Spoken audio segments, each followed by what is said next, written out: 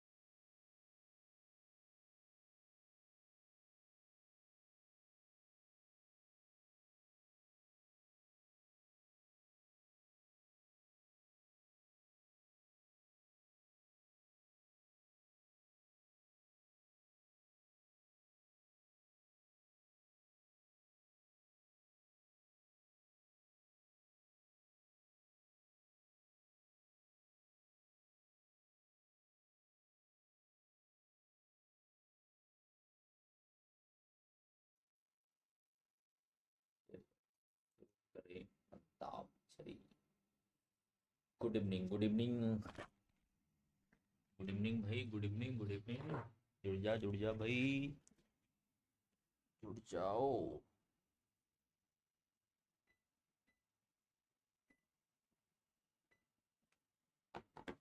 Good evening बच्चा, सभी को गुड इवनिंग। लगता है जुकाम हो गया क्या यार।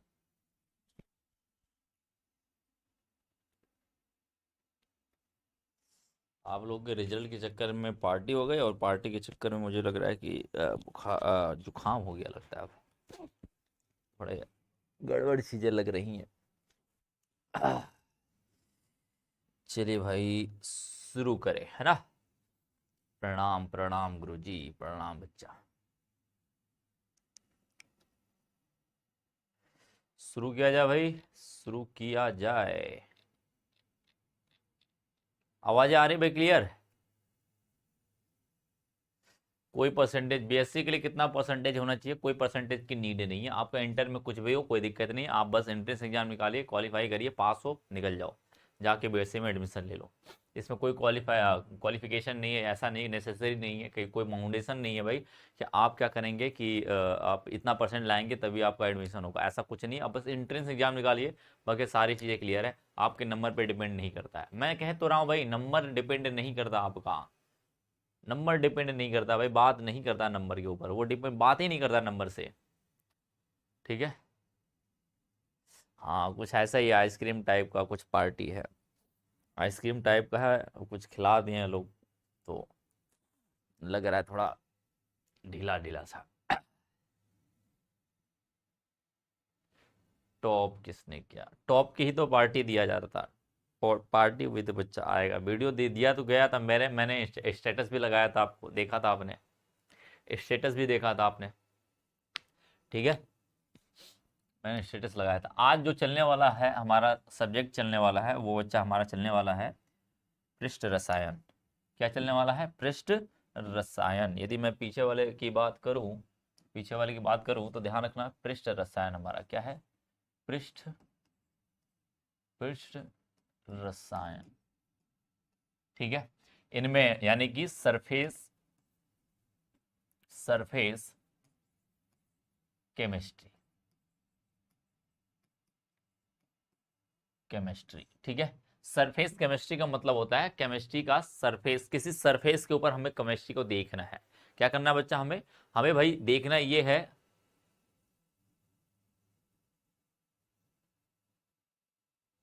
अरे बिल्कुल, कितनी बार कहें यार, कितनी बार कहें यार, नंबर से कोई दिक्कत नहीं है, तुम्हारे नंबर से कोई दिक्कत नहीं है भाई। हाँ, मैंने अच्छा अच्छा अच्छा अच्छा अच्छा अच्छा, ठीक है। तो आपके नंबर से कोई डिपेंड, नंबर पे कोई, डोंट वरी यार, नंबर से कोई लेना देना नहीं है। एडमिशन बीएससी के लिए, किसी के एडमिशन के लिए आपका नंबर नहीं चाहिए। नंबर जस्ट पासिंग है यार, पास होना है कहानी, वो नॉलेज होनी चाहिए। मैंने इंस्टाग्राम पे स्टेटस लगाया था, ठीक है। हाँ, एग्जाम में, हाँ ये कह सकते हो सीयूईटी में कितना लाना है, तो मैक्स टू मैक्स लाइए, क्योंकि इस बार का भी नोटिफिकेशन आई है कि बच्चे बहुत ही ज्यादा भरे हुए हैं, ठीक है। बच्चे इस बार मैक्स टू मैक्स भरे, इसका मतलब 50% ज्यादा भरे पिछली बार से, 50% मैक्सिमम भरे पिछली बार से।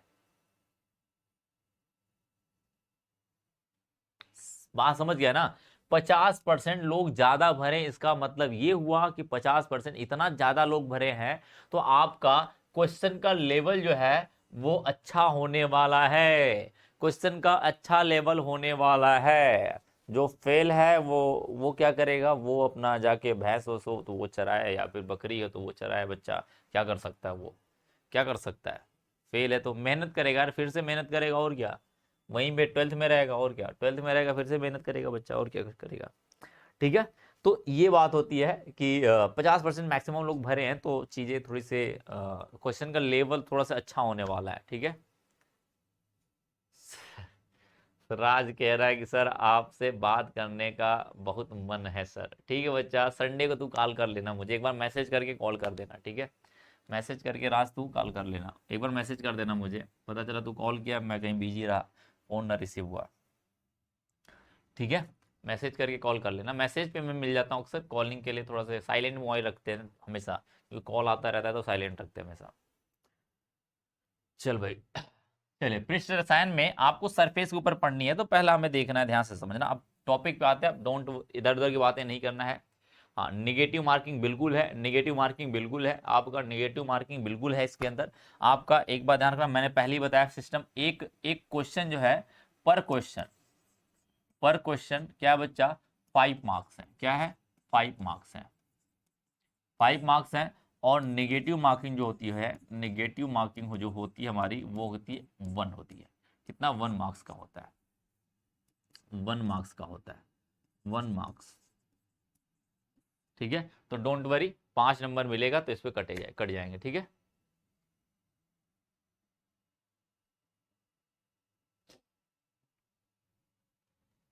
एज ओ बिस, ठीक है, बात समझ गए। तो आते हैं अपने टॉपिक के ऊपर, ठीक है। टॉपिक के ऊपर आते हैं, अधिशोषण, पहला में अधिशोषण है। दो वर्डों को ध्यान रखना, यहां पर वर्ड का मतलब निकलता है, सरफेस केमिस्ट्री आपने पढ़ी होगी, लेकिन यहां पर वर्डों का मतलब निकलता है, वर्डों का अर्थ होता है कुछ, तो वर्ड पे ध्यान रखना। हिंदी में बोला जाए तो अधिशोषण, और अंग्रेजी में बोला तो एडजॉर्प्शन। जॉब्सन का मतलब लेना होता है बच्चा, लेना होता है, लेकिन एड का मतलब होता है सरफेस पे। एड का मतलब होता है बच्चा कहां पे, सरफेस के ऊपर। किसी सरफेस के ऊपर किसी को लिया जाए, किसी सरफेस के ऊपर किसी को, अपने सरफेस के ऊपर यदि काम काम करा रहे हो, ठीक है, आप काम करा रहे हो, ठीक है बच्चा।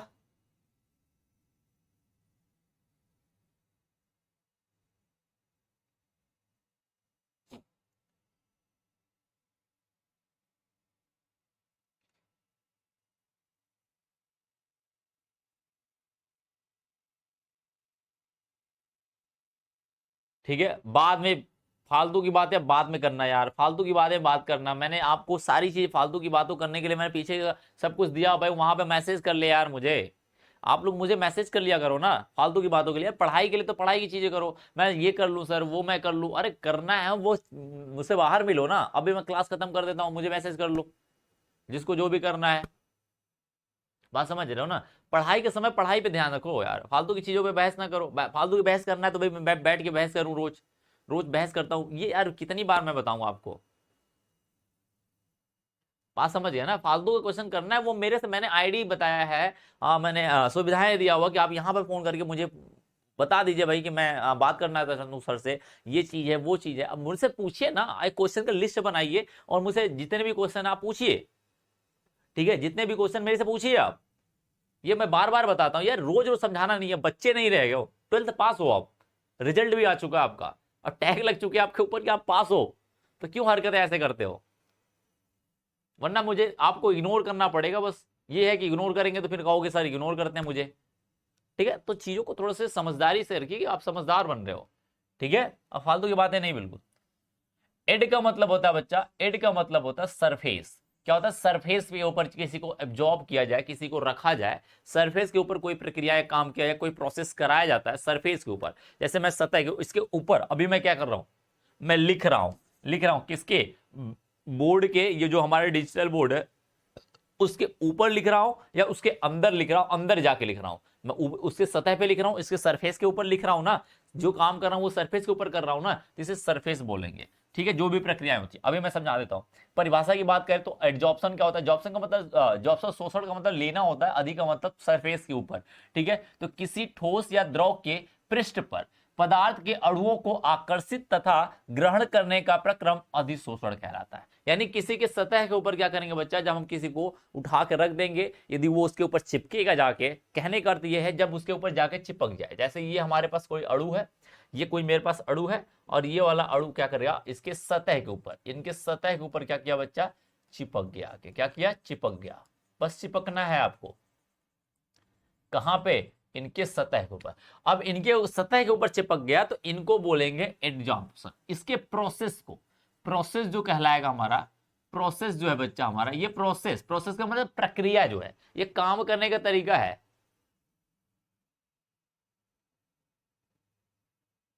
बता दिया जाएगा गोल्डी, आपको बता दिया जाएगा, नंबर किससे कितना क्वेश्चन आता है वो मैं बता दूंगा, वो डोंट वरी यार, डोंट वरी। ये सारी चीजें मैं बाद में बता दूंगा, पहले तो पढ़ लो, बाद में ध्यान रखना। पढ़ना, सारी चीज को पढ़ो यार, क्वेश्चन कहीं से भी उठा के दे सकता है, वो कहीं से भी उठा के दे सकता है। हर चैप्टर से 2-3 क्वेश्चन से ज्यादा नहीं देगा, ध्यान रखना। 2-3 क्वेश्चन हर चैप्टर से लगभग लेगा वो, हर चैप्टर से लेगा वो, ठीक है? तो ये हमारे पास क्या हुआ बच्चा, एडजॉर्प्शन। इस प्रोसेस को क्या बोलेंगे हम, अधिशोषण। क्या बोलेंगे, अधिशोषण, यानी कि एडजॉर्प्शन, अधिशोषण। बात समझ गए? अब ध्यान रखना, यदि अधिशोषण, और ये क्या है बच्चा, हमारे पास अधिशोषण है। अब इसमें क्या बोला गया आपको, ग्रहण करने की प्रक्रिया, आकर्षित करने यानी चिपकाने का, आकर्षित करने का मतलब चिपका रहे हो बच्चा, गले से गले मिला रहे, उसका मतलब उससे आकर्षित हुआ तभी तो गले गले से मिल रहा है। यदि आप प्रतिकर्षित करोगे, किसी से दूर भागोगे तो गले से थोड़ी लगाओगे इसको, ठीक है? बात समझ गए? बात समझ गए? तो हम क्या कहेंगे, अधिशोषण का मतलब है उसके ऊपर, सतह के ऊपर चिपकना के। अब इसके फलस्वरूप पृष्ठ पर अणुओं का सांद्रता बढ़ जाती है। अब एक बात बताओ, यदि ढेर सारे लोग एक ही अणु के ऊपर जाके चिपकेंगे, जैसे क्या करूं, एक बिस्तर लगा देता हूं, एक बिस्तर लगा देता हूं, उसके सतह के ऊपर धड़ाधड़ 3-4 लोग कूद जाए, तो मैं कहूंगा ना वहां पर लोगों की संख्या बढ़ गई है, और यानी कि अभी कोई नहीं था, और 3-4 लोग जब आ गए उसके ऊपर धड़ाधड़ कूद जाते हैं, जैसे आप लोग जाते हो ना फटाक से बिस्तर में पड़ जाते हो, फिर एक लोग और आए, फिर एक लोग और है, फिर एक लोग और है, जैसे शादी उदी में पड़ती ढेर सारे लोग आ जाते हैं, एक ही बिस्तर पे हो जाते हैं, तो कहते हैं अरे ज्यादा लोग हो गए हैं। तो वही बोल रहा है, यदि लोग उसके अणु क्या करेंगे, उसके सतह के ऊपर चिपक रहे हैं, तो इनकी जो सतह की सांद्रता है, सतह की सांद्रता है बच्चा, वो क्या करेगा, वो उनकी सांद्रताएं बढ़ जाएंगी, उनकी सांद्रताएं बढ़ जाएंगी, सतह की सांद्रता बढ़ जाएगी। अंदर कुछ नहीं किया है, अंदर कुछ नहीं हुआ, अभी अंदर वैसे ही खाली का खाली पड़ा, जैसे है अंदर वैसे ही है। मैंने क्या किया बच्चा, सिर्फ उसके सतह पे सांद्रता को बढ़ाया है। तो इस प्रोसेस को हम बोलते हैं अधिशोषण। बात समझ गए?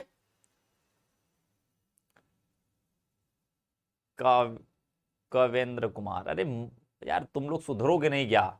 मुझे तुम लोग को छोड़ना पड़ेगा क्या? ये फालतू की बात है, क्यों यार, कॉपी चेक कराना है, फलाना चेक कराना है, उसके लिए मुझे कॉल कर ले भाई, कितनी बार दफा बोलूं मैं, तो मुझे कॉल कर लिया करो। डाउट नंबर मिला है, बोल देना यार, कोई कॉल उठाया बोल देना सर्विस सर से बात करनी है, कह दो। क्यों नहीं कराते भाई? कराएंगे, जरूर कराएंगे आपको। नंबर लिखवा दो, मैं आऊंगा, कॉल करूंगा फोन करके आके रात को आपको। भाई यार किसी चीज का एक लिमिट होती है, तुम लोग लिमिट क्रॉस कर जाते हो। कितनी बार बोलेंगे, पढ़ाई की समय से पढ़ा करो। हाँ, इंजॉय की बातें हैं तो मैं खुद इंजॉय के लिए बातें बोलता हूं, जब मैं बोल रहा हूं तो बीच में आप मजाक के लिए बोल सकते हो, फालतू का क्वेश्चन मत करो बस। मजाक के लिए कुछ बोल दो, जैसे सर ये है वो है, जैसे मैं कोई एग्जांपल दिया तो उसके थ्रू आप दूसरा एग्जांपल दे सकते हो। ये सिर्फ ये होता है कि आप स्टडी में इन्वॉल्व हो। आप फालतू क्वेश्चन पूछोगे, सर मुझे ये चैप्टर नहीं समझ आ रहा, मुझे वो चैप्टर नहीं समझ आ रहा, अरे ये पहले तो पढ़ ले, क्योंकि इसलिए तुझे समझ नहीं आता क्योंकि तू इस चैप्टर में किसी और चैप्टर के बारे में सोच रहा है। समझ रहा है भाई, तू ना इस वाले चैप्टर के चक्कर में किसी और चैप्टर को सोच रहा है, ना वो पूरा होगा ना ये पूरा होगा। एक समय पे एक ही के ऊपर रहो कि कम से कम यही मिल जाए। अभी नजरे तुम ले,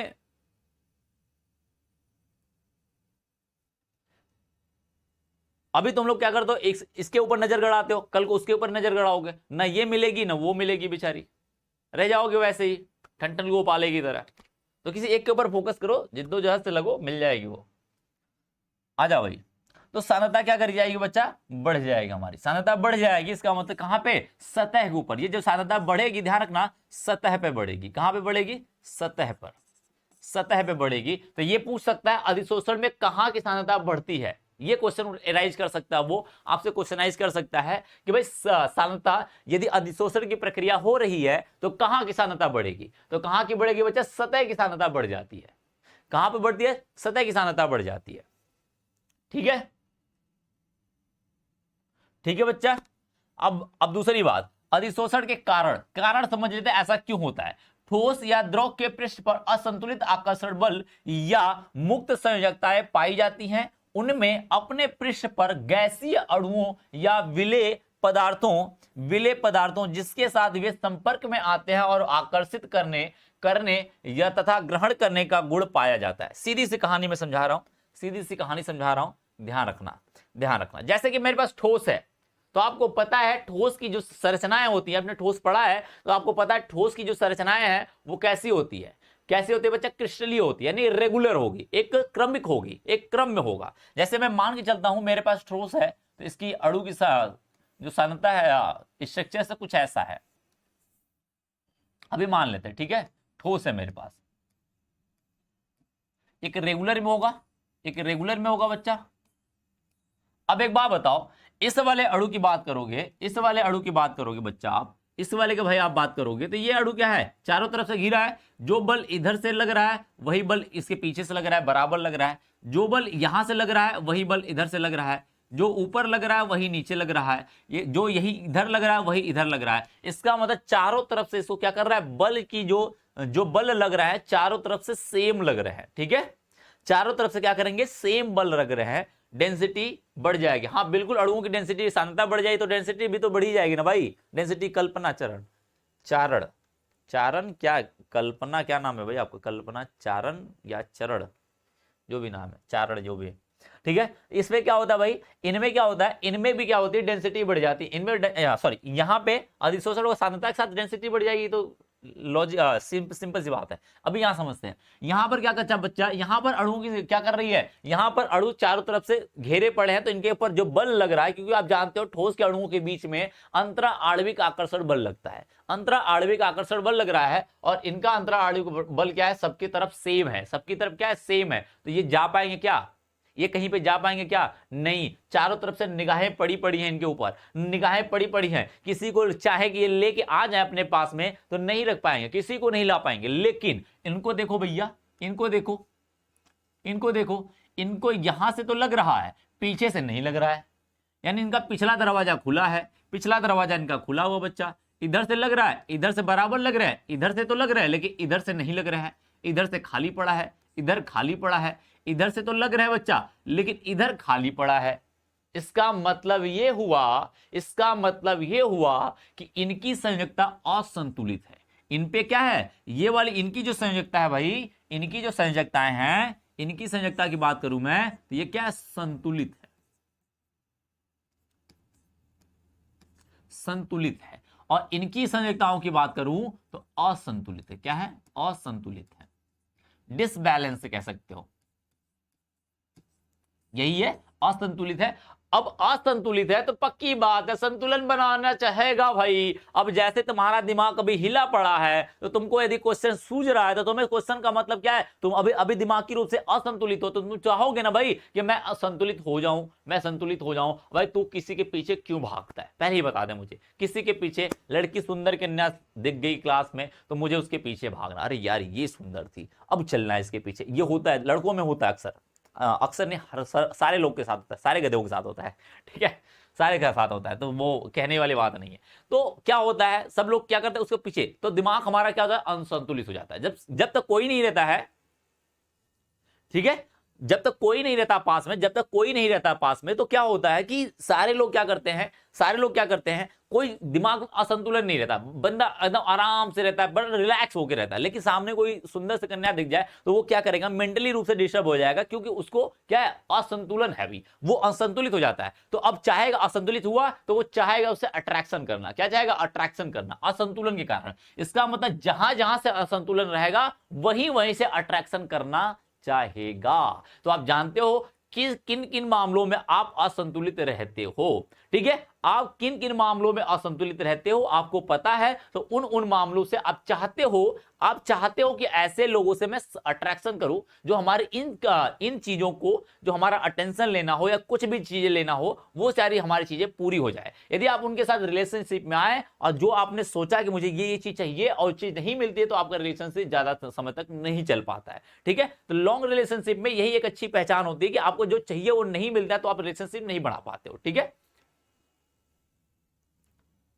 ठीक है बच्चा। तो यहां पर असंतुलन के कारण इनके अंदर क्या करेगा, इनके अंदर आकर्षण बल लगेगा। असंतुलन के कारण, इन्हीं के कारण बच्चा हमारा क्या लगेगा, इनके अंदर आकर्षण बल लगेगा। क्या लगेगा, आकर्षण बल। यदि आकर्षण बल लगेगा तो इनमें क्या होगा, इनके साथ थोड़ी सी अच्छी बात है,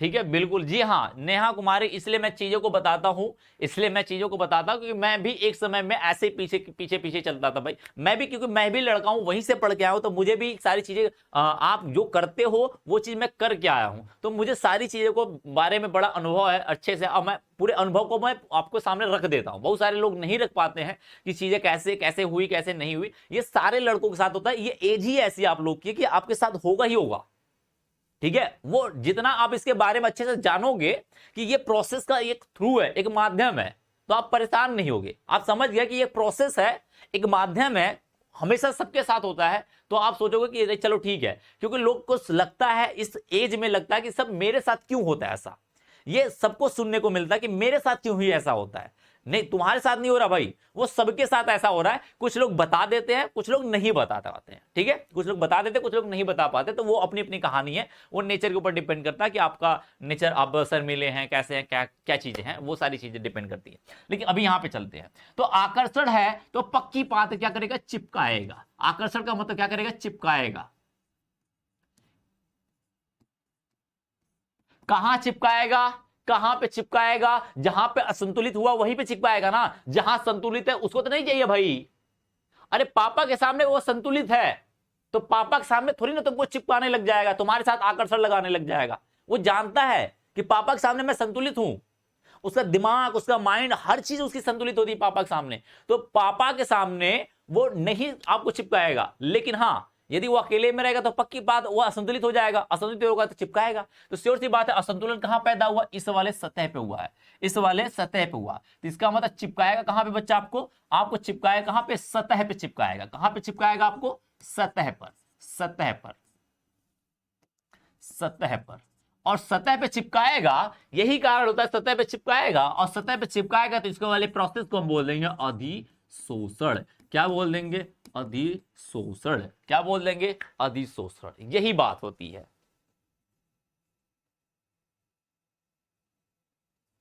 अच्छा, ईसा कुमारी कह रही घर वाले पूछ रहे हैं क्या पढ़ा रहे हैं, तो बोल देना बच्चा कि ये केमिस्ट्री पढ़ाई जा रही है, आकर्षण वाली केमिस्ट्री पढ़ाई जा रही है ना, ये आकर्षित करने वाली केमिस्ट्री पढ़ाई जा रही है, ठीक है। अधिशोषण, इसका मतलब इनके बीच में तो नहीं आने वाला है, यहां पर कोई आकर्षण नहीं लगने वाला है, यहां पर आकर्षण नहीं लगेगा, आकर्षण, आकर्षण नहीं लगेगा, नहीं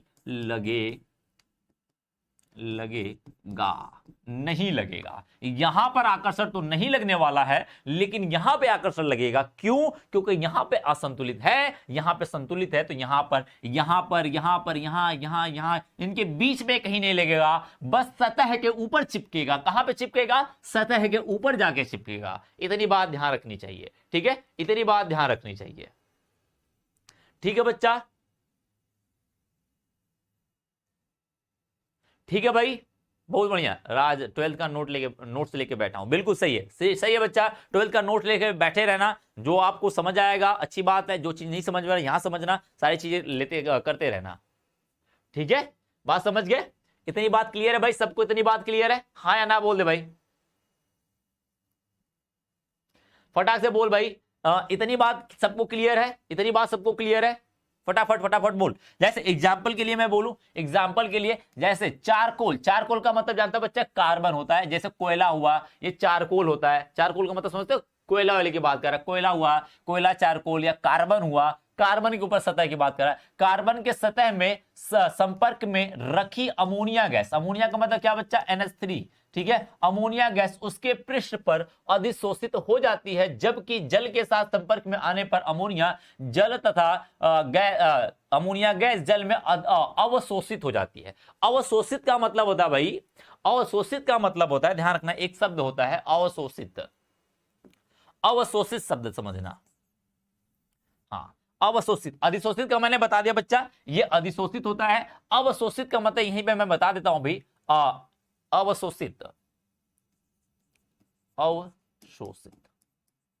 शोषित का मतलब लेगा ही, अवशोषित, शोषित का मतलब लेगा, लेकिन अ का मतलब होता है बच्चा, अ का मतलब होता है अंदर। क्या होता है? अंदर। इसका मतलब ये अब अंदर लेगा, अब सतह पे नहीं चिपकाएगा, सतह पे नहीं चिपकाएगा, अब कहां चिपकाएगा? अंदर। इसका मतलब ये ठहरे हमारे गोला, गोला भाई साहब, ये हमारे गोला भाई साहब ठहरे। अब ये क्या करेंगे? ये सबको अंदर लेंगे, सतह के ऊपर नहीं रखेंगे, ठीक है। सतह के अंदर नहीं रखेंगे बच्चा, सतह पे नहीं रखेंगे, अब अंदर रखेंगे। कहां रखेंगे? अंदर रखेंगे। अंदर लेके आएंगे, इनको घुसा लेंगे अपने अंदर, समाहित कर लेंगे। आ जा बच्चा, आ जा, इसे करके घुसा लेंगे। क्या करेंगे? इसे करके घुसा लिया जाएगा इसको। तो इसका मतलब अब जो सांद्रता बढ़ेगी, अब कहां की बढ़ेगी? अब अंदर, पृष्ठ के अंदर की, यानी कि वस्तु के अंदर की, यहां की सांद्रता बढ़ जाएगी। यहां की सांद्रता, सांद्रता अब बढ़ जाएगी, बढ़ जाएगी, बढ़ जाएगी। बात समझ गए? इसका मतलब अवशोषित में, अवशोषित में अंदर की सांद्रता बढ़ जाती है और अधिशोषित में पृष्ठ की सांद्रता बढ़ जाती है। तो मैंने ये शब्द बोला क्योंकि अंतर होता है ये सारी चीजें, लेकिन हमें पूरा डिटेल में क्या करना है, ठीक है। हाँ बिल्कुल, दिल के अंदर, बिल्कुल दिल के अंदर, ठीक है। तो ये क्या होता है? अवशोषित का मतलब होता है बच्चा, अवशोषित का मतलब वो पूरा अंदर घुसा लेता अपने अंदर। ऐसे ऐसे कहते हैं ना, साल वोल होती है जो ठंडी उंडी लगती है, तो कहते भैया आ जाओ, आ जाओ। मम्मी कहते हैं ना बच्चा, आ जाओ, घुस जाओ अंदर, अंदर आ जाओ, क्योंकि तुम्हारा क्या करेगी, ठंडी नहीं लगेगी। तो वो पूरा अंदर ले लेता, तो अंदर की चीजें बढ़ जाएंगी, तो सांद्रता, क्योंकि यहां पर क्या हो रही है बच्चा? सांद्रता हो रही है, ठीक है, ठीक है बच्चा। अरे डोंट वरी यार, सारे टॉपिक पे आएंगे, अभी तो मैं बेसिक चीजें बता रहा हूं। स्थूल फिस्तूल की बाद में बात करेंगे, वो तो चीजें आएंगी, किसको क्या कहते हैं, किसी को अधिशोषित कहते हैं, क्या कहते हैं, वो सारी चीज मैं आ रहा हूं। अभी तो सिर्फ मैं चीजों को समझा रहा हूं, ठीक है। अब ध्यान रखना, अब बोला है जैसे चारकोल को, चारकोल हुआ बच्चा हमारे पास, चारकोल हुआ, इनके ऊपर अमोनिया गैस जैसे लेके आओगे ना, अमोनिया गैस NH3, NH3 लेके आओगे ना, तो इनके सतह पे जाके चिपक जाती। कहां पे चिपकेंगी बच्चा? सतह पे चिपकेंगी। कहां पे? सतह के ऊपर। जैसे इनके ऊपर लेके आते हो, ये सतह के ऊपर चिपक जाती है। ये क्या करती है? सतह के ऊपर चिपक जाती है, ऐसे सतह के ऊपर चिपक जाती है, अंदर नहीं जाती हैं, अंदर नहीं जाती हैं, ठीक है, अंदर नहीं आती हैं। इतनी बात सबको क्लियर है? अंदर नहीं आती हैं, इतनी बात सबको क्लियर है। तो यहां पर लेकिन इसी अमोनिया को, इसी अमोनिया को जल के अंदर लगा दोगे, तो ये पूरी तरीके से उसके अंदर घुस जाता है, और अंदर घुस के क्या बना लेता है? NH4OH बना लेता है, अमोनियम हाइड्रोक्साइड बना लेता है। और इस वाले प्रोसेस को बच्चा, इस वाले प्रोसेस को हम बोलते हैं अधिशोषण, सॉरी अवशोषण। क्या बोलते हैं? अवशोषण, अवशोषण। इसका मतलब ये दिल के अंदर ले लिया, उसको पानी क्या कर दिया, अपने दिल के अंदर ले लिया, किसको, अमोनिया गैस को, लेकिन ये सतह पे चिपकाया था, ये अंदर लेके घुसा दिया इसको, ठीक है।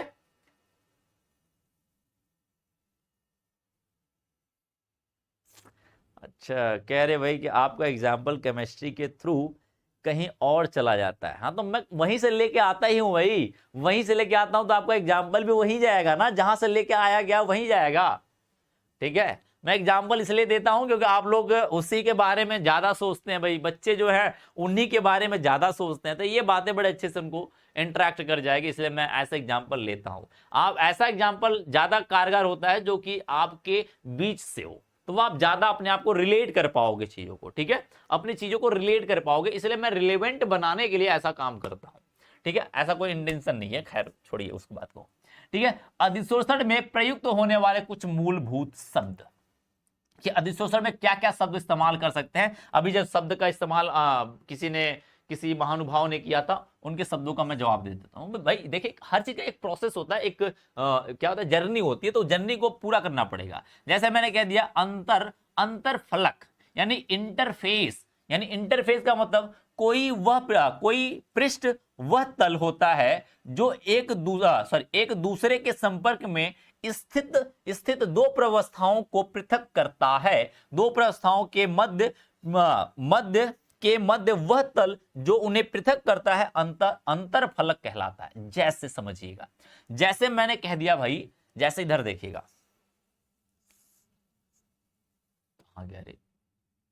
आजा भाई, जैसे मैंने कह दिया भाई कि ये वाला हमारा क्या हुआ बच्चा, हमारे पास चारकोल हुआ, ये हमारे पास क्या हुआ बच्चा, चारकोल हुआ, ये ठीक है, ये हमारे पास चारकोल ठहरा बेचारा,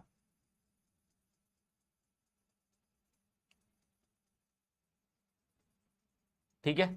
अब मैंने इसके ऊपर अमोनिया गिराया, अब आपको पता है अमोनिया कहां चिपकेगा, इससे सतह पे चिपकेगा, इनके सतह पे चिपकेगा। अरे यार, ना भाग भाई ना भाग, सतह पे चिपकेगा, कहां पे, सतह पे, ठीक है, सतह पे चिपकेगा। अब सतह पे चिपका है, ठीक है,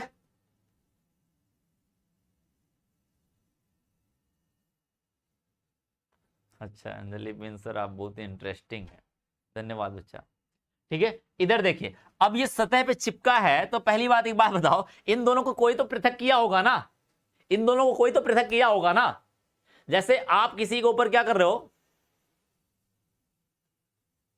ठीक है, आप जैसे किसी को देख रहे हो, तो आपके और उसके बीच में कोई तो है ना, क्या है, ये एनवायरमेंटल जो हमारा वायुमंडल है वो है, क्या है बच्चा, ठीक है। हमारे और आपके बीच में क्या है, ये कैमरा है, मतलब ये ऑनलाइन चीजें, इंटरनेट है, हमारे और आपके बीच में क्या, इंटरनेट है। तो यानी हमारी व्यवस्था हुई और आपकी व्यवस्था, दो अलग अलग व्यवस्थाएं हुई। अब इन दोनों को कौन डिफरेंट किया बच्चा, हमारे के बीच का जो इंटरनेट का सिस्टम है, ये सिस्टम हम लोग को क्या किया है, अलग अलग किया है, ठीक है, अलग अलग किया है। तो इसी अलग अलग जो जिस दो व्यवस्थाओं को जो अलग कर दे, उन्हीं को क्या बोलते हैं बच्चा, उन्हीं को हम बोलते हैं क्या, उन्हीं को बोलते हैं अंतर फलक कहते हैं, इंटरफेस कहते हैं। इंटरफेस का मतलब जो दो चीजों को पृथक करता हो, दो व्यवस्थाओं को पृथक करे तो उसे इंटरफेस कहते हैं। इतनी बात क्लियर है बच्चा, इतनी बात सबको क्लियर है। जैसे मैं कहूं, मैं ये हाथ और ये हाथ दोनों को पास लेके आ रहा हूं, चिपका रहा हूं, तो इनकी जो पतली सी थीन लाइन है जो मेरे दोनों हाथों को पृथक करती है, उन्हीं थीन लाइनों को हम बोलेंगे क्या, इंटरफेस बोला जाएगा। क्या बोला जाएगा, इंटरफेस बोला जाएगा। चारकोल जो होता है, ठीक है, चारकोल जो होता है बच्चा, चारकोल हमारा क्या होता है, चारकोल एक तरीके से समझ जाओ कार्बन का एक लकड़ी कह सकते हो, लकड़ी चारकोल होता है, आपको हड्डी चारकोल होता है, इस तरीके से, मतलब कि जंतु चारकोल जो भी कहते हैं, और कोयला का चारकोल होता है। ये कार्बन जिसके अंदर पाया जाता है उन्हीं को चारकोल कहते हैं, कार्बन को बेसिकली क्या कहते हैं, कार्बन को कहते हैं, ठीक है। और दूसरी बात, अधिशोष्य और अधिशोषक, अब आ जाती बात, देखो जिसने कहा था, अब ये बात बताओ, अभी अधिशोषण हुआ है, अभी आपने कहा अधिशोषण में यही बात बोली थी आपने, यही बात बोली थी, ये हमारा क्या पदार्थ हुआ। अब इसके ऊपर आके ये चिपक गए भाई, ये भाई साहब आके इसके ऊपर क्या किए, सतह पे आके इसके चिपक गए। इनके ये भाई साहब इसके सतह पे चिपक गए, तो जो चिपके हैं, जो आके चिपक रहा है उसे बोलेंगे अधिशोष्य। जो चिपक रहा है, जो चिपक रहा है, चिपक कौन है? नीला वाला, तो इसको बोलेंगे क्या? जो जिस रंग से उसी बना देते, सॉरी, चिपक कौन रहा है? नीला वाला, तो इसे बोलेंगे अधिशोष्य। क्या बोलेंगे? अधिशोष्य बोलेंगे। ठीक है। और जिसके ऊपर चिपकाया जा रहा है, जिनके ऊपर ये चिपक रहे हैं, किसके ऊपर? रेड वाले के ऊपर चिपक रहे हैं, तो इसे बोलेंगे अधिशोषक। क्या बोलेंगे? अधिशोषक। यानी इसने अपने ऊपर ला के कहा भैया लाद दो मेरे ऊपर, क्या करो? लाद दो मेरे ऊपर। ठीक है। क्या करता है ये? कहता भैया ला के, ठीक है, लाद दो मेरे ऊपर। हड्डी भी बेचारा हमारा कार्बन का ही बना होता है, डोंट वरी, कैल्शियम और कार्बन का बना होता है। ठीक है। तो इनके ऊपर, जिसके ऊपर तुम लादते हो, चिपकाते हो, जो ला के चिपका रहा बच्चा, उसे बोलेंगे अधिशोषक। और जो चिपक रहा है आके, कल भैया हम तुम्हारे से चिपक जाते हैं, आओ भैया तुमसे चिपक जाते हैं, उन्हें बोला जाएगा अधिशोष्य। बात समझ गए? इतनी बात क्लियर है सबको? अधिशोष्य और अधिशोषक। जैसे मैं पूछूं अमोनिया और चारकोल में, जरा जवाब देना मुझे, अमोनिया और चारकोल में कौन अधिशोष्य है, कौन सा अधिशोषक है? फटाक से मुझे जवाब दे दो भाई, सारे लोग फटाक से जवाब दे दे। अमोनिया और चारकोल में कौन सा अधिशोष्य है और कौन सा अधिशोष्य है और कौन सा अधिशोषक है? फटाफट फटाफट जवाब दे दो भाई।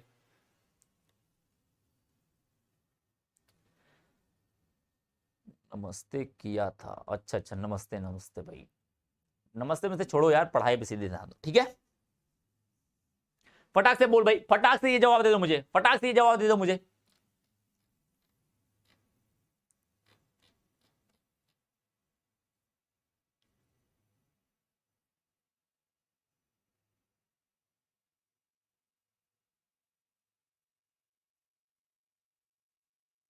बोल भाई, फटाक से जवाब दे,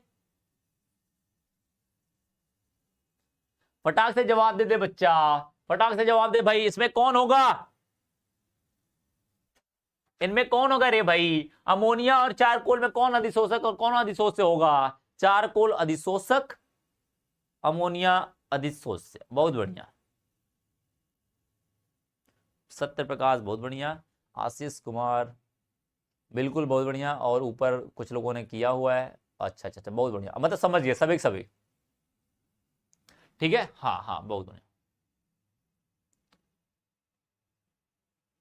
अरे ना रे भाई, अरे इसके ऊपर चिपक रहा है, तो हमारा अमोनिया जो होगा बच्चा, ये जो हमारा अमोनिया होगा, या फिर हम कहे चारकोल हमारा अधिशोषक होगा, अधिशोषक होगा, अधिशोषक। अरे इसके ऊपर तो ही चिपक रहा है, अमोनिया के ऊपर थोड़ी ना जाके चिपक रहे हैं चारकोल, चारकोल के ऊपर अमोनिया चिपक रहा है, तो अमोनिया को बोलेंगे क्या?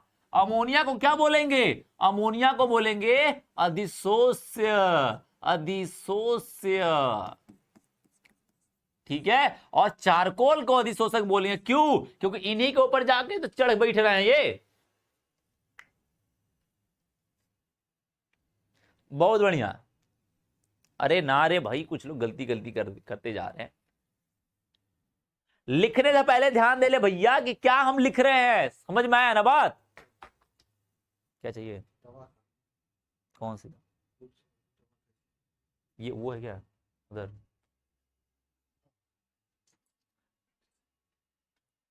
ठीक है भाई, इतनी बात क्लियर है? आगे बढ़ते हैं। ये जैसे दिया हुआ है, उदाहरण के लिए कोई गैस किसी ठोस के पृष्ठ पर अधिशोषित होती है, अधिशोषित का मतलब चिपकती है, अधिशोषित का मतलब चिपकती है, होती है, तो गैस को अधिशोष्य कहा जाता है। यही बोला है ना, यहां पे बोला है जब कोई गैस किसी ठोस के ऊपर चिपकेगी तो ठोस वाले को अधिशोषक और गैस वाले को हमेशा अधिशोष्य बोलेंगे।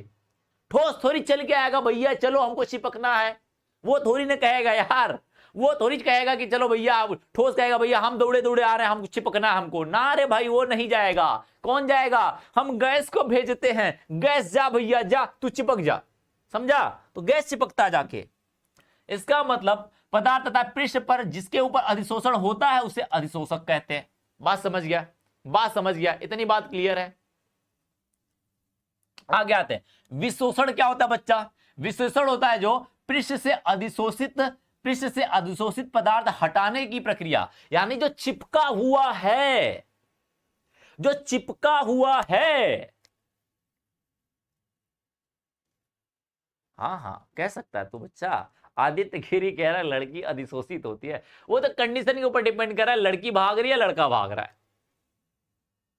ठीक है। वो लड़की के ऊपर, लड़की लड़के के ऊपर डिपेंड कर रहा है कौन किसके पीछे भाग रहा है। जो जिसके पीछे भागेगा, जो स्थिर खड़ा बैठा है कि ना भैया मैं तो नहीं हिलने वाला, मैं तो सख्त बंदा हूं, ठीक है, बंदा बंदी जो भी हूं, सख्त हूं, तो वो क्या होता है? अधिशोषक होता है। जो चिपक के सामने से आता है कि भैया आओ हम चिपक लेते हैं तुमसे, आओ थोड़ा सा चिपक चिपक खेल लेते हैं, तो वो क्या करता है बच्चा? वो उसको हम कहते हैं अधिशोष से, ठीक है, बात समझ गए। तो हमारा विशोषण, विशोषण का मतलब जो चिपका हुआ है, जैसे मेरे उस सतह पे कोई चिपक गया, मेरे सतह पे कोई चिपक गया, तो मैं उसे हटा के निकाल दूं, उसे क्या कर दूं? मैं उसको निकाल देता हूं, हटा देता हूं। तो हटाने की प्रक्रिया को, चिपके हुई चीज को हटाने की प्रक्रिया को क्या कहते हैं? विशोषण कहते हैं, ठीक है, विशोषण कहते हैं। बिंदु लाल, अब ऐसा कमेंट किया तो मैं श्योरली मैं कह रहा हूं, 100% कह रहा हूं, आपको ब्लॉक मार दूंगा, ठीक है।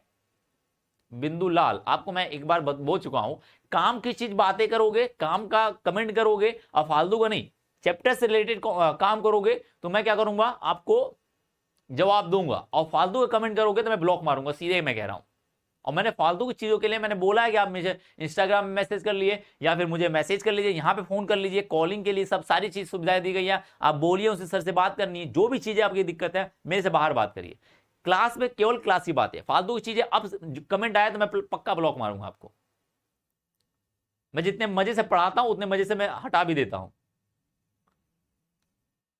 ठीक है, ध्यान रखना इतनी बात, आगे ध्यान रखना इतनी बात।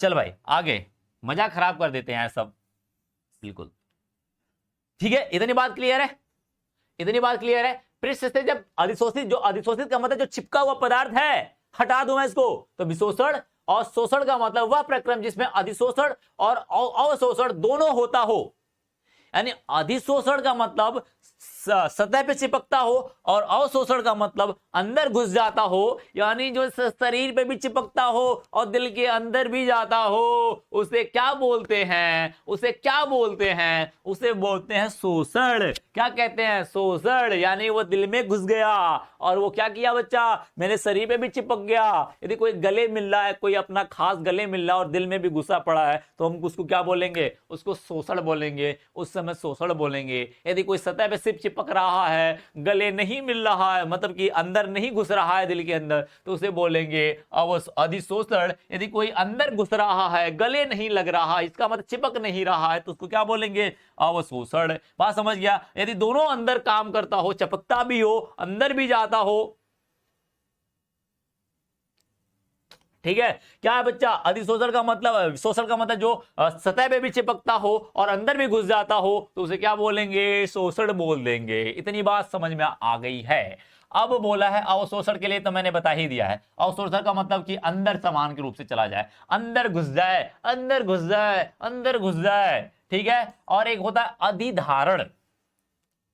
अधिधारण एक स्पेशल केस है, होता है, ठीक है।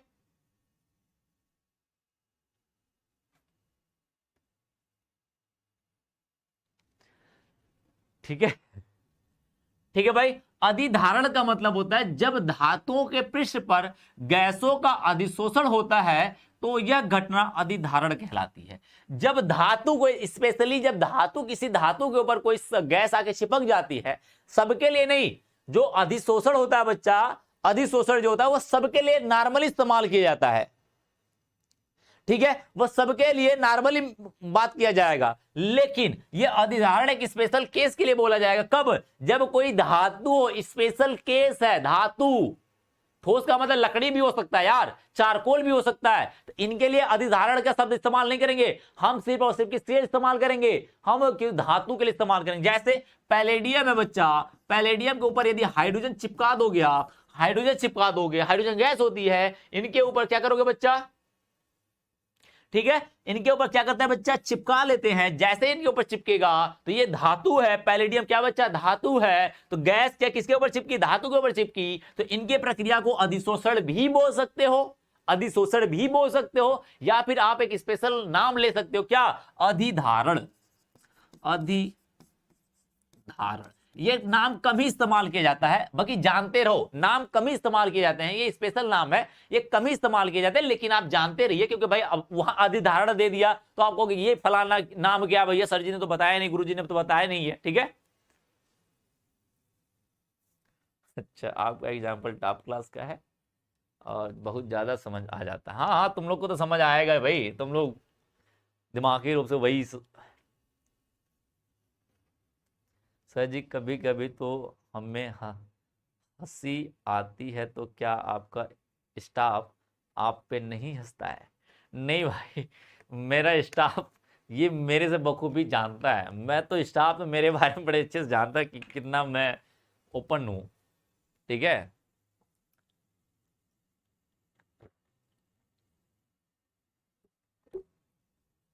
डोंट वरी, मेरा स्टाफ मुझे जानता है, इसलिए मेरे क्लास में कोई रहता नहीं ज्यादा, मेरी क्लास के सब बाहर ही रहते हैं, ठीक है। रूम में मेरे मैं अकेले ही रहता हूँ पढ़ाते वक्त, ठीक है। पीडी, पीडी का मतलब बचा पैलेडियम, पैलेडियम, इसका नाम पैलेडियम, अरे भाई पैलेडियम, पैलेडियम, अरे ये धातु है, तत्व है भैया, तत्व है, तत्व का मतलब धातु, कौन सा धातु, कहाँ है रे यार, तू पैलेडियम नहीं देखा है तू है? अरे तू बता भाई, पैलेडियम नहीं देखा तो क्या देखा है तू, बता भाई, तू पैलेडियम नहीं देखा रे? अरे कहाँ गया रे पीरियोडिक टेबल, तू आजा भाई। अरे पैलेडियम रे, कहाँ गया, कहाँ गया, कहाँ गया, कहाँ गया, कहाँ गया, कहाँ गया?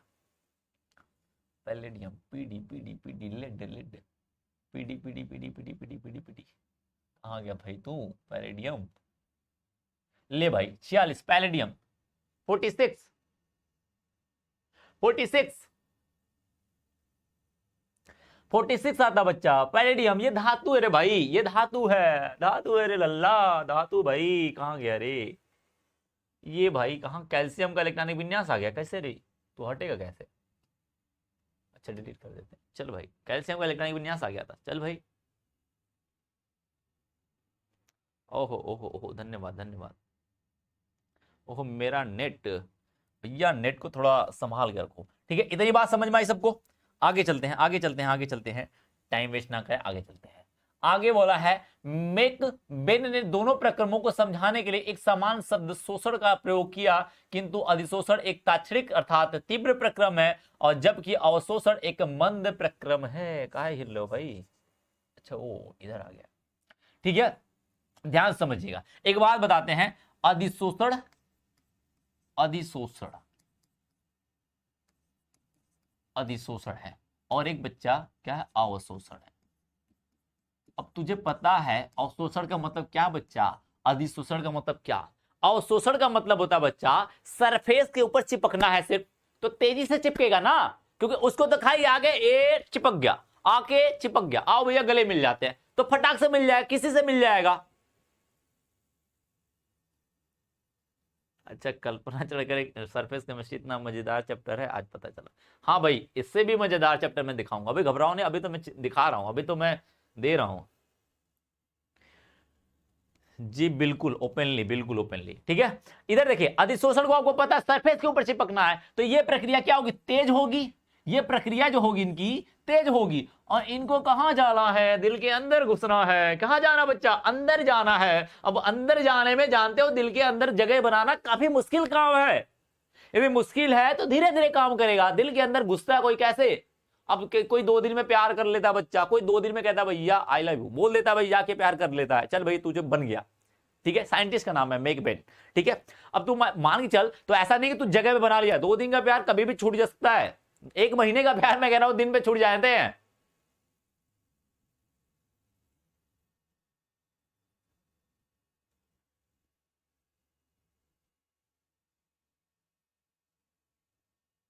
ठीक है बच्चा, बात समझा ना। तो क्या होता है, ये सरफेस क्या है, सरफेस के ऊपर चिपक रहा है, इसके ऊपर सतह के ऊपर चिपकने की वजह से, सतह के ऊपर चिपकने की वजह से तेज प्रक्रिया होती है। और ये अधिशोषण का मतलब अंदर जाना है, तो अंदर जाने के लिए समय चाहिए, उसको जगह चाहिए, अंदर जाने के लिए जगह बनाना पड़ता है, समय लगता है। तो इसका मतलब कहेंगे ये मंद प्रक्रिया है। कैसी है, मंद प्रक्रिया है। इसीलिए बोला गया है ताक्षणिक। ताक्षणिक का मतलब होता है तेजी से होती है, ये ताक्षणिक का मतलब तेजी से होती है। यानी कि इसे बोलेंगे क्या, यदि हिंदी का बढ़िया शब्द इस्तेमाल करना चाहे तो हम क्या बोलेंगे, इसे ताक्षणिक बोलेंगे, ताक्षणिक बोलेंगे बच्चा, ताक्षणिक,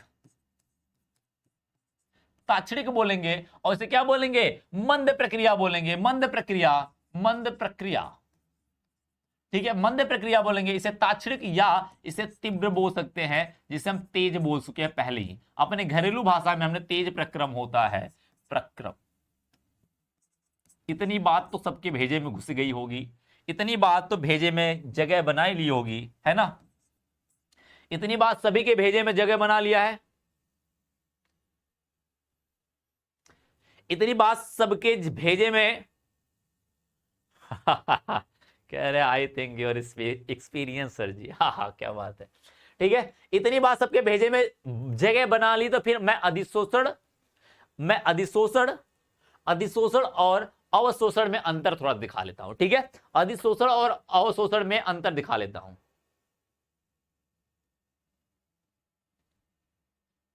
ठीक है बच्चा, अधिशोषण और अवशोषण में अंतर बता लेता हूं। अधिशोषण क्या होता है बच्चा, आप जानते हो एक पृष्ठीय घटना है, यानी इसका एक सतही घटना है। इसको पृष्ठीय का मतलब एक सतही भी बोल सकते हो, एक सतही, सतही प्रक्रम ऐसे कह सकते हो, ठीक है। एक सतही का मतलब सिर्फ एक सतह के ऊपर होता है, उससे नीचे नहीं घुसता है, उसके नीचे नहीं जाएगा, सिर्फ ऊपर ऊपर से काम करेगा। यानी चमड़े के ऊपर कुछ चिपक रहा है तो सिर्फ चमड़े के ऊपर ही रहेगा, चमड़े के अंदर से नहीं जाके दिल मिलाएगा, ठीक है। बात समझ रहे हो ना, वो अंदर नहीं घुसेगा। यदि कोई गले लगा रहे हो तो सिर्फ वो टचिंग होती कहां से, उसके आपके चमड़े पे टचिंग होती है, आपके स्किन पे टचिंग होती है, सिर्फ क्या होती है, स्किन पे टचिंग होती है। लेकिन अवशोषण का मतलब दिल के अंदर जा रहा है, अंदर जा रहा है, तो वो हर जगह पे टच करेगा। इसका मतलब कई लेयरों से गुजर के जाएगा। अंदर जाना किसी को तो कई लेयर से, क्योंकि हर चीज में कई लेयर से बनी होती है। जो बॉडी हमारी होती है, कोई भी चीज होती है, वो कई लेयर से बन के आती है। यदि अंदर घुसना है तो सारे लेयर को पार करना पड़ेगा। इसका मतलब इसके अंदर संपूर्ण द्रव्यमान संबंधित होता है, यानी अवशोषक के संपूर्ण द्रव्यमान से संबंधित है। इसका मतलब मल्टीपल लेयर इसके अंदर होती है, यानी बहुसतही होती है या बहुपृष्ठीय होती है। बहुपृष्ठीय भी कह सकते हो, पृष्ठीय, पृष्ठीय होती है, ये भी कह सकते हो। और उसका जो संपूर्ण द्रव्यमान से लेना, अवशोषक जो होता है, अवशोषण जो होता है बच्चा, वो संपूर्ण द्रव्यमान से होता है, ठीक है।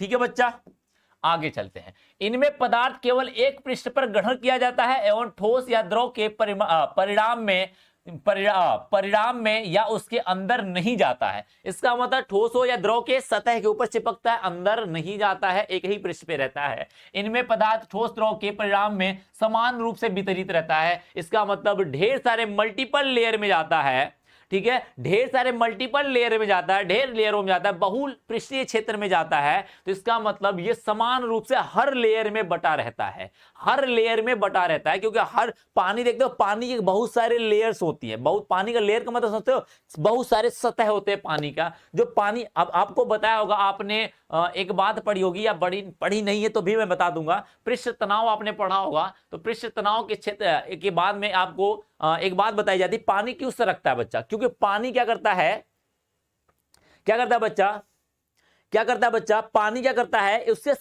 एक दूसरे के ऊपर फिसलते हैं। पानी यानी कई सारे लेयर्स होती हैं, पानी इसलिए तेजी से फैल जाता है, पानी गिराते हो फैल जाता है। क्यों, क्योंकि पानी के ऊपर कई सारी लेयर्स होती है पानी की, और पानी एक दूसरे के सतह के ऊपर फिसलती हैं, फिसलन ज्यादा होती है उनके अंदर। यानी कि कह सकते हैं कि घर्षण के, जो घर्षण उनका कम है, जिससे फिसलन ज्यादा होती है। फिसलन यदि ज्यादा है तो कह देंगे कि वो तेजी से फैल जाते हैं। क्या करेंगे, तेजी से फैल जाते हैं, ठीक है, तेजी से फैल जाते हैं। यानी कि इनमें यही बोला है, यानी कई सारी सतह है, ठीक है, कई सारी सतह है, तो उनके अंदर समान रूप से, एक समान रूप से मान के चलते ये सतह है तो इसके अंदर कई सारी सतह ऐसे हैं। मान के चलते इसके अंदर 1 2 3, यानी ये आएगा कोई चीज इसके अंदर आएगा तो पहले यहां पे मिलेगा, यहां पे बटेगा, पूरे इस क्षेत्र में बटेगा, फिर इस क्षेत्र में बटेगा, मान चलते हैं कोई पदार्थ आ रहा है तो पहले इनके क्षेत्र में बटेगा, फिर इनके क्षेत्र में बटेगा, फिर इनके क्षेत्र में बटेगा, फिर इनके क्षेत्र में बटेगा। इसका मतलब सभी क्षेत्रों में समान रूप से बटेगा। तो मल्टीपल लेयर हुए कि नहीं, बहुलेयरी हुई कि नहीं भाई, बहुसतही हुए और सभी सतह में समान रूप से फैला रहेगा। ठीक है, यही बात बोलिए। इनमें स्वतंत्र प्रवस्था पर अधिशोषित अणुओं की सांद्रता हमेशा अधिक होती है। यानी स्वतंत्र का मतलब ऊपर वाली जो स्वतंत्र है बच्चा, घूमने के लिए, किसी को भी चिपकाने के लिए स्वतंत्र है, वो उनके ऊपर क्या कहते हैं, इनकी सांद्रता बढ़ जाती है और इनकी सांद्रता सतह के ऊपर कम होती है। जो कम बोला है ये सतह पे बोला है, सतह पे बोला है, सतह पे इनकी सांद्रता कम होती है, इनकी सतह पे ज्यादा होती है। इनकी कहां होती है बच्चा, सतह पर। यानी अधिशोषित अणुओं की सांद्रता हमेशा अधिक होती, कहां पर, सतह पर। यह बात सतह की बात कर रहा है, सतह की बात कर रहा है, ध्यान रखना, सतह की बात कर रहा है। ठीक है, अरे बता रहे यार, अंशु कुमारी बता रहे भाई, सबका बता रहे भाई, कहे टेंशन ले रहे हो, आएगा तब ना बताएंगे उसको।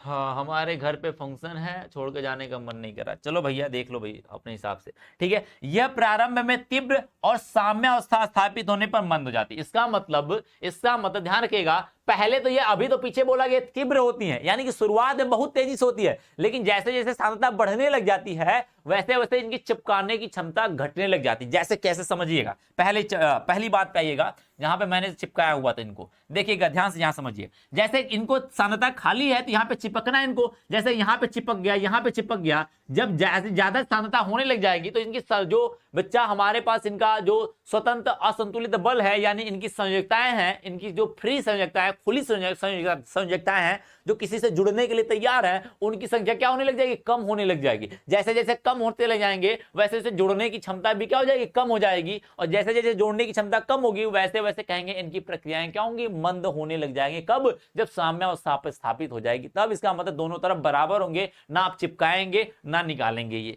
ठीक है, ये बात हो जाती है। इसका मतलब पहले तो ये बहुत तेजी से चलेंगी, पहले तो ये बहुत तेजी से चला जाएगा। ठीक है, पहले तो ये बहुत तेजी से चलेंगे बच्चा, बहुत तेज चलेंगे, लेकिन साम्य स्थापित होने पर ये मंद हो जाते हैं। ठीक है, और इनमें क्या होता है, समान रूप से दर होती है। इनकी दर क्या होती है, एक समान चलती है, जो चल रही है वही चलेगी, कम बेसी नहीं होती, क्योंकि ऊपर से भरते आते हैं ना, ये ऊपर से भरते आते हैं, पीछे से भरते आते हैं। पहले क्या करेगा, पहले लेयर में जाएगा, फिर उसके बाद दूसरे लेयर में जाएगा, तीसरे लेयर में, चौथे लेयर में, और क्या करेगा, जब पूरा भर जाएगा तो बंद हो जाएगा अपने आप, एक समान रूप से फैलता जाता है। लेकिन ये सतह के ऊपर पहले चिपकना है, उसी के ऊपर भाई भाग दौड़ लगानी, तो क्या हो जाती है, बंद हो जाती है। ठीक है, ये धीरे धीरे पहले तेज होती है, फिर बाद में बंद हो जाती है, ये एक समान रूप से फैली रहती है, सीधा सीधा चलती रहती है। उदाहरण के लिए जैसे जल वाष्प सिलिका जेल द्वारा अधिशोषित हो जाती है, यानी कि जल वाष्प जो होती है बच्चा, सिलिका होती है जो हमारे पास,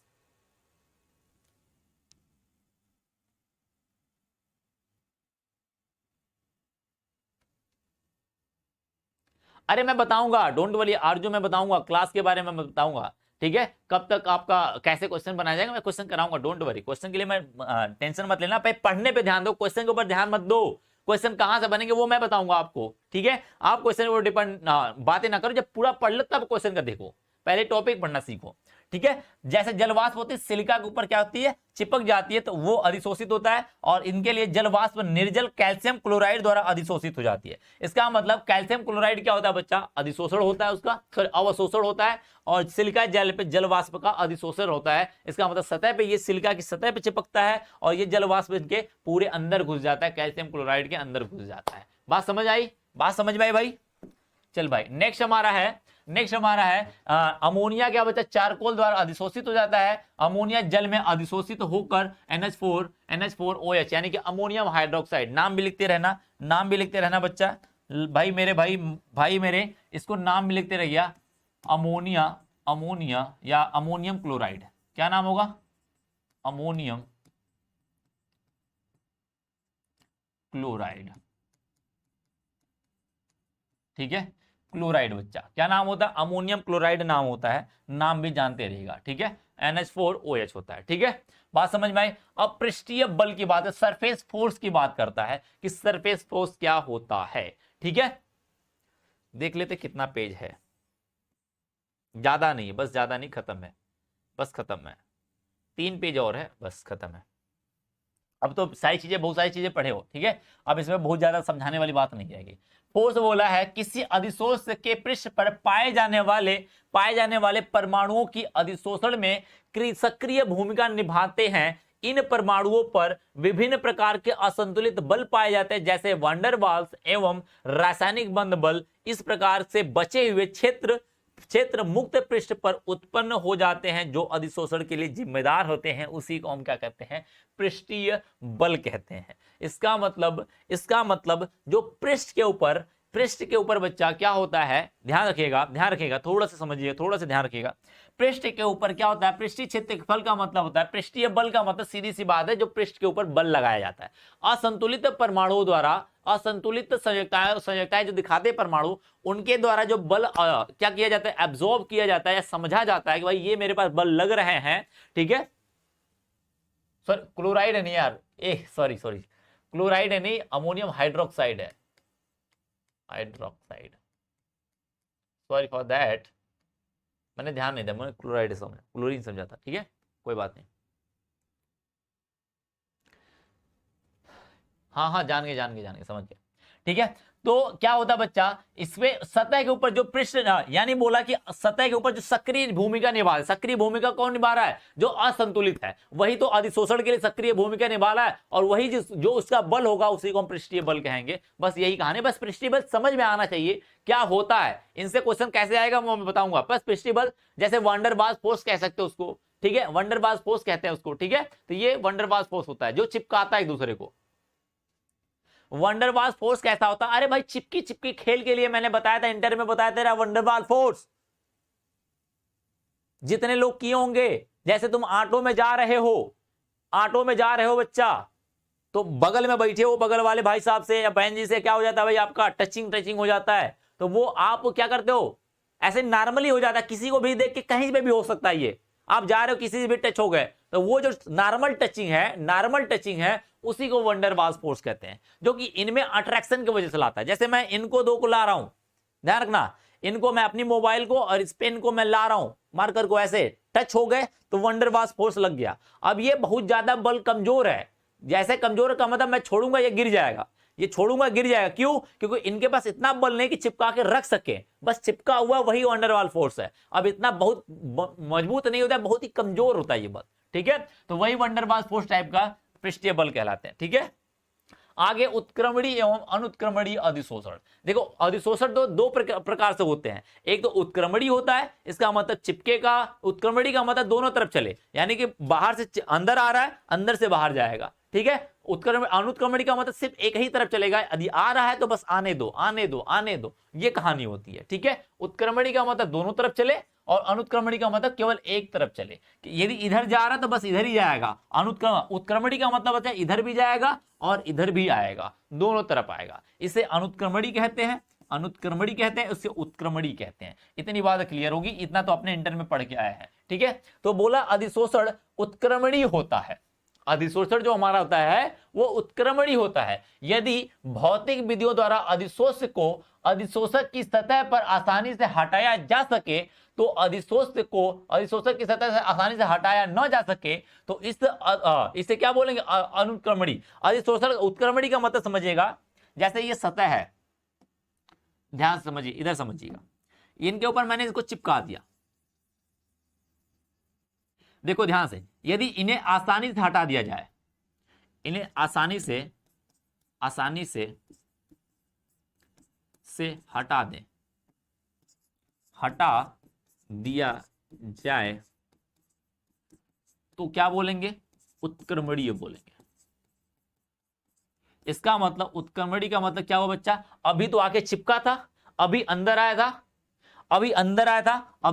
था, अब बाहर जा रहा है आसानी से। इसका मतलब दोनों तरफ चल रहा है बच्चा, दोनों तरफ। भौतिक अधिशोषण की बात कर रहा है, रासायनिक वाले की बात नहीं कर रहा है, भौतिक विधियों के द्वारा का मतलब जैसे आप ब्लैक बोर्ड होता है, ब्लैक बोर्ड पे चाक से लिखते हो तो चाक क्या कर रहा है? उसके ऊपर जाके चिपक जा रहा है, और उसे आसानी से क्या करते हो? रफ कर देते हो, ऐसे क्या करते हो? क्या करते हो? डस्टर ऐसे लगाते हो, रफ हो जाता है। तो वहां पे क्या हो रहा है? अधिशोषण हो रहा है, क्योंकि क्या कर रहा है? ब्लैक बोर्ड का जो सतह है उसी के ऊपर क्या कर रहा है? जो हमारा कैल्शियम होता है, जो कैल्शियम कार्बोनेट होता है, जो हमारा चौक होता है, उसके ऊपर जाके क्या करता है? चिपक जाता है।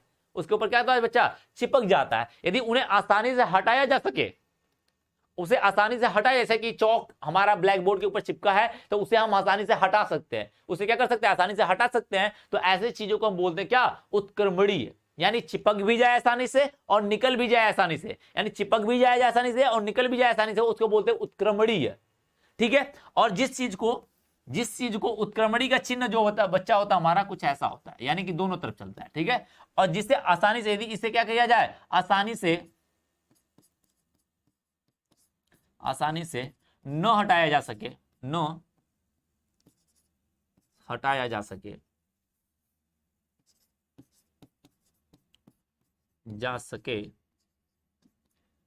उसे क्या बोलते हैं, अनुत्क्रमणीय। बस सीधी सी कहानी, उतना बड़ा पढ़ने की जरूरत नहीं है, उतना बड़ा जाने की जरूरत नहीं है। ठीक है, बात समझ गए, बात क्लियर है बच्चा, इतनी बात क्लियर है, इतनी बात क्लियर है, ये दोनों बात क्लियर है भाई, ये बात क्लियर है आपका। चलो कोई बात नहीं प्रिया, बाद में कर लेना, कोई बात नहीं।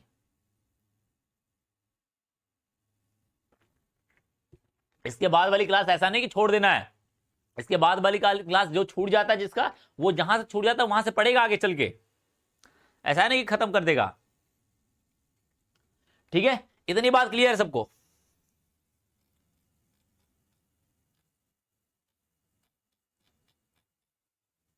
चलते आगे। अब बोला है अधिशोषण के लक्षण। अधिशोषण के क्या क्या लक्षण हो सकते हैं बच्चा, थोड़ा सा लक्षण देखना, यहां से क्वेश्चन बन सकते हैं बड़े आसानी से, बड़े मजेदार क्वेश्चन बन जाते हैं, यहां से क्वेश्चन मैक्सिमम बन जाते हैं, मैक्सिमम क्वेश्चन यहां से बन जाते हैं। ठीक है, मैक्सिमम क्वेश्चन यहां से बन जाते हैं भाई, क्या है यार,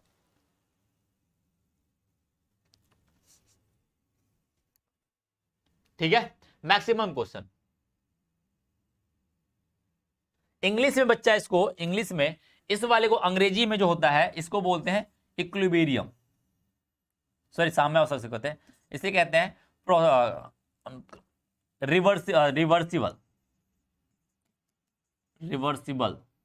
रिवर्सिबल प्रोसेस, इनको बोलते हैं इरिवर्सिबल।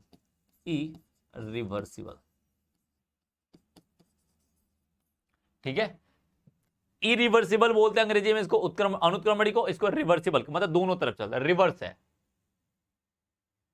अम्बेश कह रहा है अपनी आईडी बता दीजिए, मेरी आईडी भैया ले ले 123SARVESH1, ले भैया तू ले ले, मैसेज कर ले, जो भी दिक्कत होगा। ठीक है, तुझे जो भी दिक्कत है वो वही मैसेज कर लेना आप। ठीक है, लक्षण पे आ जाते हैं, थोड़ा सा लक्षण देख लेते हैं। पहला बोला है अधिशोषण।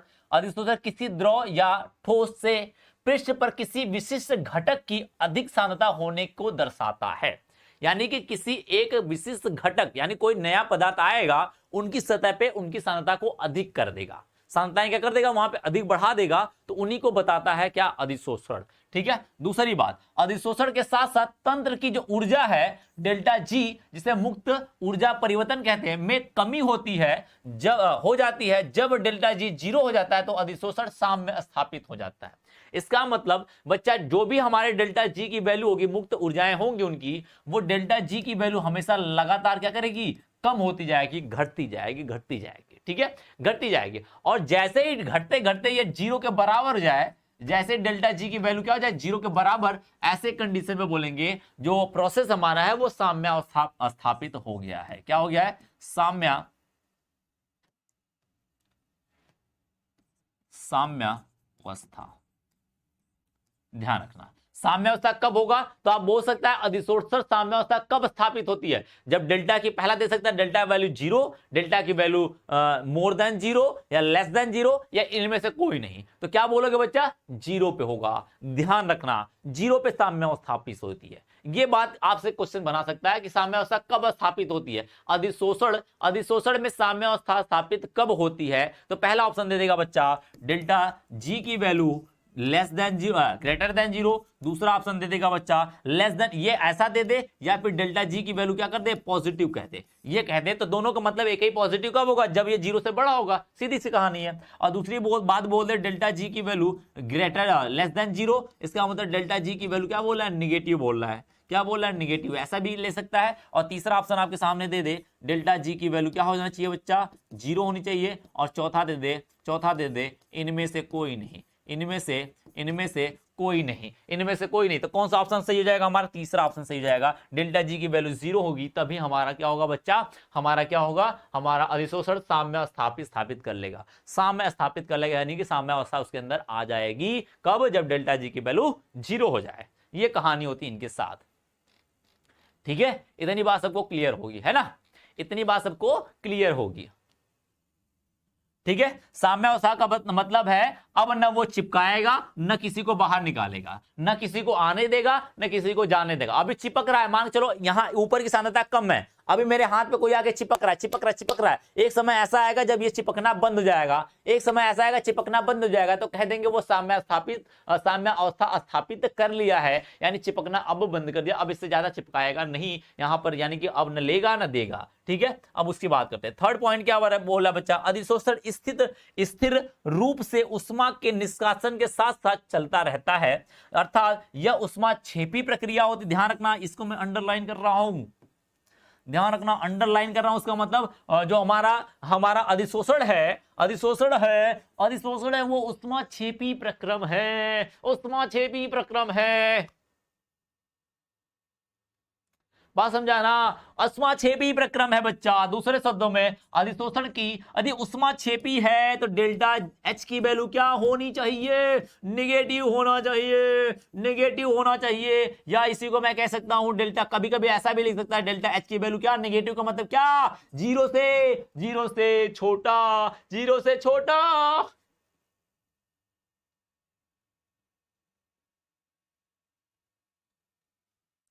समझा बच्चा, क्या हो जाएगा, 0 से छोटा हो जाएगा बच्चा, 0 से, इसमें से कोई भी ऑप्शन है, दोनों सेम है, यानी कि डेल्टा एच के वैल्यू हमेशा ऋणात्मक होगा। ये बात तो मैं बताते बताते थक गया हूं रे भाई, बताते बताते थक गया हूं, ये बात तो मैं बताते बताते थक गया हूं भाई। लास्ट पेज है, ये लास्ट पेज है, मजा लीजिए भाई, मजा लीजिए, लास्ट पेज है, इसी को समझ लेते हैं, थोड़ा सा इसी को समझ लेते हैं, फिर बात कर लेते हैं आगे की तरफ, फिर खत्म कर देते हैं। भाई आजा, जब कोई, नेक्स्ट बात बोला है, जब कोई गैस अधिशोषित होती है, यानी चिपकती है आगे उसके ऊपर, तो इसके अणु की गति प्रतिबंधित हो जाती है, स्वतंत्रता प्रतिबंधित हो जाती है। इसके कारण अधिशोषण का पश्चात एंट्रोपी कम हो जाती है, यानी डेल्टा एस की वैल्यू ऋणात्मक होती है। यह बात ध्यान रखना, ऋणात्मक होने का मतलब डेल्टा एस की वैल्यू नेगेटिव होनी चाहिए, नेगेटिव होने लग जाती है। इसका मतलब डेल्टा एस की वैल्यू क्या होनी चाहिए, लेस देन 0 होनी चाहिए, लेस देन 0 हो जाती है, ये कंडीशन हो जाते हैं। अब कोई पूछेगा एंट्रोपी क्या होती है, तो मैं बोल दूंगा एंट्रोपी इज दैट रैंडमनेस।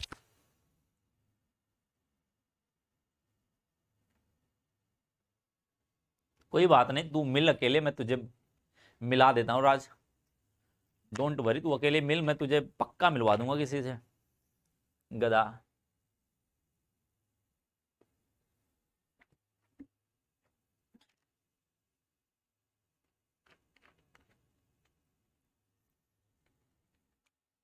उष्मा छेपी का मतलब किसी को लाना है तो अपनी उष्मा निकालेगा तभी कोई आएगा, किसी को लाना है तो कुछ तो निकालना पड़ेगा भाई। हम पहले से पूर्ण होते हैं, हम, मुझे किसी को लाना है तो मैं कुछ निकालूंगा तभी तो लाऊंगा, पैसा निकालूं, समय निकालूं, कुछ तो देना पड़ेगा ना भाई, किसी को कुछ देंगे तभी तो लाएंगे उसे अंदर। किसी को लाना है, उसे चिपकाना है, किसी को गले लगाना है तो कुछ तो देना पड़ेगा ना रे भाई, उसको समय देना पड़ेगा, पैसा देना पड़ेगा, उसके पीछे पैसे खर्च करेगा तभी तो कोई मिलेगा तुझे। अभी तो कह रहा तू, तभी तो कोई तुझे मिलेगा। इसका मतलब उष्मा छेपी होगा, यानी कि आपकी जो ऊर्जा है वो खत्म होगी, क्या होगी, खत्म होगी रे भाई, खत्म होगी। अब डेल्टा एंट्रोपी समझ ले भाई, एंट्रोपी जो होती है वो बताती है रैंडमनेस,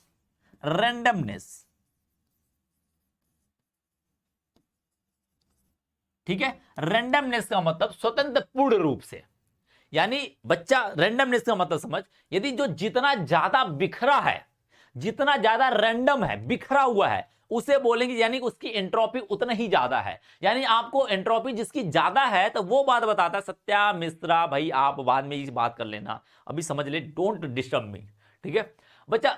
समझ, रैंडमनेस का मतलब होता है जब जो ज्यादा बिखरा होता है, जो ज्यादा बिखरा होता है उसे बोलते हैं ज्यादा, उसकी एंट्रोपी ज्यादा है, ठीक है। एंट्रोपी का मतलब उसका बिखराव से है, क्या है, जितना ज्यादा कोई चीज बिखरा है, जैसे मैं 10 चीजें रख दूं, ध्यान रखना, अभी कोई यहां यहां यहां यहां यहां यहां, ले भैया अड़ू रख रहा हूं, कहां रख रहा हूं मुझे खुद नहीं पता चल रहा, ले भैया, ये बिखरा पड़ा है, यानी इसकी एंट्रोपी ज्यादा है। यदि मैं क्या कर दूं, इसको क्या कर दूं, एक जगह निश्चित कर दूं, यानी कि ले भाई ले, ये बिखरा है क्या, ये बिखरा है क्या, देखने में सुंदर लग रहा है ना, सुंदर लग रहा है ना भाई। देख भाई एक लाइन से रखा हुआ है, देख लाइन से ले, देख भाई इनमें क्या है, रेंडमनेस कम है, यानी कि रेंडमली नहीं रखा गया है, इनको सरिया के बढ़िया से व्यवस्थित करके रखा गया है, तो इनकी एंट्रोपी कम होगी, इनकी एंट्रोपी कम होगी, इनकी एंट्रोपी अधिक होगी। यदि बोला जाए यानी कि अभी स्वतंत्र अवस्थाएं हैं, यदि उसकी क्या है, बोला है अणुओं की जो स्वतंत्र प्रतिबंधित हो जाती है, यानी स्वतंत्रता है, यानी जो फ्रीडम है उनकी, रैंडमनेस है, अब मैं उसे क्या कर रहा हूं, गोलिया के एक जगह पे रख रहा हूं, गोलिया के उनको एक जगह पे, यानी इनको उठा के किसी एक ऐसे इनके सतह पे बांध रहा हूं, इनके सतह पे क्या कर रहा हूं, बांध रहा हूं, इनके सतह पे, यानी इनको व्यवस्थित कर रहा हूं, उनको व्यवस्थित कर रहा हूं, इस वजह से बोलेंगे, यानी कि इनकी व्यवस्था लगा रहे हैं। यदि व्यवस्थित करोगे इसका मतलब रेंडमनेस खत्म हो रहा है, तो एंट्रोपी क्या करेगी, धीरे धीरे घट रही है, और घटते घटते क्या हो जाती है, ऋणात्मक हो जाती है, घटते घटते क्या हो जाती है, ऋणात्मक हो जाती है। इतनी बात सबको क्लियर है, इतनी बात सबको क्लियर है। ये सारे क्वेश्चन आने वाले हैं, ये सारे क्वेश्चन आने वाले टॉपिक में हैं, आएंगे, ये फैक्ट्स है, ये फैक्ट्स है। बोलेगा कि अधिशोषण की एंट्रोपी क्या होती है, अधिशोषण की एंट्रोपी क्या होती है, ऋणात्मक होती है, धनात्मक होती है, या उदासीन होती है, या इनमें से कुछ नहीं होती है, क्या होती है आप बताइए, जीरो होती है, क्या होती है, वो आपको बताना होता है। तो आप क्या करोगे, जवाब दोगे, फैक्ट्स है, सीधे आपको इसमें ज्यादा समय नहीं लगेगा। जैसे 1 मिनट लग रहा है तो आपको सिर्फ 10 मिनट का गोला टिक करना है, पढ़ा आपने, आपको पता है तो क्या करो, गोला टिक करना है, गोला टिक करना, आपको पता है, मैंने बताया रेंडमनेस से, एंट्रोपी का मतलब रेंडमनेस है, याद नहीं करना बच्चा, याद नहीं करना, रेंडमनेस है। और रेंडमनेस किसी का घटाया जाए, यानी जो बिखरा पड़ा है, यदि कोई बिखरा है उनको सरिया के एक लाइन में लगा दिया जाए तो उनका क्या होगा, जो बिखराव है वो कम हो जाएगा। यदि बिखराव कम हो जाएगा तो बोलेंगे एंट्रोपी भी कम हो जाएगी, और इनका बिखराव इतना ज्यादा कम कर दिया जाता है, इतना ज्यादा व्यवस्थित कर देते हैं इनको कि वो ऋणात्मक चल जाते हैं, क्या हो जाते हैं, ऋणात्मक हो जाते हैं। इतनी बात सबको क्लियर हो गई होगी, इतनी बात सबको क्लियर हो गई होगी, बिल्कुल बैठ गया होगा रैंडमनेस से, इतनी बात तो क्लियर होगी। एंट्रोपी का मतलब जितना ज्यादा बिखराव, एंट्रोपी का मतलब मैं लिख देता हूं यहां पर, एंट्रोपी का अर्थ बिखराव है, बिखराव का सॉरी बिखराव है, बिखराव, ठीक है, यानी कि रैंडमनेस, अंग्रेजी भी शब्द इस्तेमाल करो, अंग्रेजी वाला सही शब्द है, ठीक है, रैंडमनेस। अब मुझे हिंदी इसका समझ नहीं आ रहा है, मैं अपने भाषा में बिखराव बोल दिया समझने के लिए आपको, ठीक है, यही टॉपिक है, बस ये इसी को पढ़ लो, बस बात खत्म हो जाए। लास्ट टॉपिक है, बोला है चौथी बात कि किसी प्रक्रम के स्वतः परिवर्तित, यानी स्पॉन्टेनियस का मतलब जो अपने आप करता है, जो अपने आप करता है उसी को क्या कहते हैं, स्पॉन्टेनियस कहते हैं। जैसे आपने इलेक्ट्रोकेमिस्ट्री पढ़ी थी, इलेक्ट्रोकेमिस्ट्री में बोला गया था रासायनिक सेल में अभिक्रियाएं स्वतः होती हैं, अभिक्रियाएं अपने आप करती हैं, हमें कुछ नहीं करना, तो वो शुरू हो जाती, देखते ही अभिक्रिया क्या कहते हैं, भैया चलो खेलते हैं, चलो भैया गुच्चू गुच्चू खेलते हैं, ठीक है, गुल्लू गुल्लू करते हैं, तो वो गुल्लू गुल्लू अपने आप जब होगा तो उसे क्या बोलेंगे, स्पॉन्टेनियस, यानी कि स्वतः परिवर्तित हो रहा है। यदि वो अपने आप नहीं हो रहा, हमें 2 थप्पड़ लगा के करना पड़ रहा है, उनको करवाना पड़ता है जबरदस्ती, तो हम कहेंगे उसे नॉन स्पॉन्टेनियस। बात समझ गया,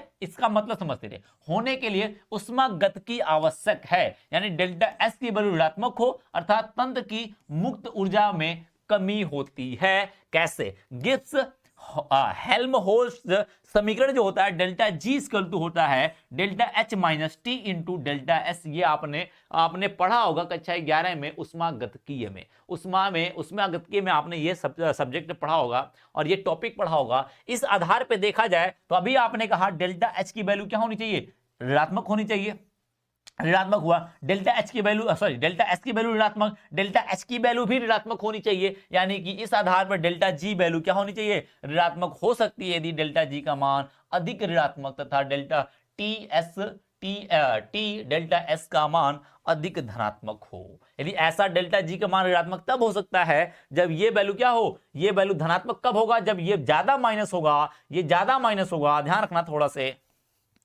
आपने अभी समीकरण लिखा बच्चा,